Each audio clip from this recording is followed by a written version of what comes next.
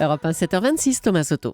Elle est en campagne à Lille où elle fait figure de grande favorite, mais elle tient à bonne distance, elle se tient à bonne distance de la politique nationale. Bonjour Caroline Roux. Bonjour Thomas. Il s'agit bien sûr de Martine Aubry. C'est un peu la Alain Juppé de la gauche finalement, repliée sur sa base. C'est après les municipales qu'elle va faire parler d'elle. Oui, c'est ça. Ses amis commencent à préparer le terrain. L'un d'eux le dit très clairement. Dans 15 jours, on entre dans une autre étape avec la réunion des correspondants locaux du courant aubriste. Ce fidèle de la maire de Lille n'a pas perdu le sens de l'humour. Oui, aubriste, ça veut encore dire quelque chose et il raconte comment les déçus de François Hollande sont venus grossir les rangs. Alors le carré des irréductibles de Martine, comme il l'appelle, ne se raconte pas une histoire longue non plus lorsqu'ils se réunissent le mardi matin. Ils sont 12 dans les grands jours. Mais contrairement à Ségolène Royal, qui n'a plus de troupes organisées dans le parti, l'ancienne première secrétaire n'a jamais abandonné ses réseaux.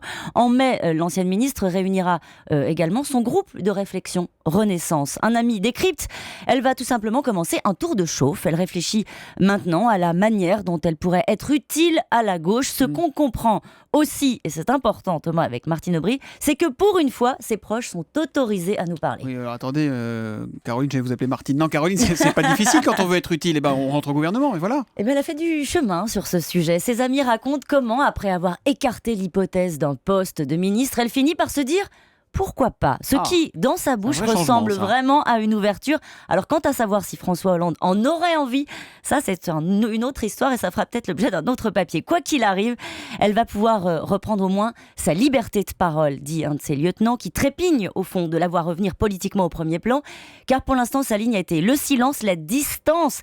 Même si ses camarades racontent qu'elle monte facilement dans les tours quand elle évoque les dysfonctionnements au sein du gouvernement. Mais en tout cas, à Lille, quand on l'interroge sur la politique nationale, elle se ferme immédiatement comme une huître. C'est pas les meilleurs copains du monde. C'est elle qui avait dit quand c'est flou, c'est qu'il y a un loup pendant le débat des primaires en parlant de Hollande. En tout cas, le président ne pourra pas lui reprocher son manque de loyauté depuis le début de son quinquennat. Pas un mot déplacé. Et c'est vrai qu'elle est inattaquable sur ce point. Elle est la seule hors du gouvernement à incarner un espoir à gauche, comme disent les socialistes, et son expérience joue pour elle. Martine Aubry, tout ça, elle le sait bien. C'est aussi pour cela qu'elle prépare un petit tour de piste pour rappeler à tous qu'elle reste dans le jeu. Choisir de se faire discrète pour mieux réapparaître. On verra dans quelques semaines si sa stratégie du recours sera gagnante. L'info politique de Caroline Roux, tous les matins à 7h25 sur Europe 1. Merci Caroline. À demain Thomas.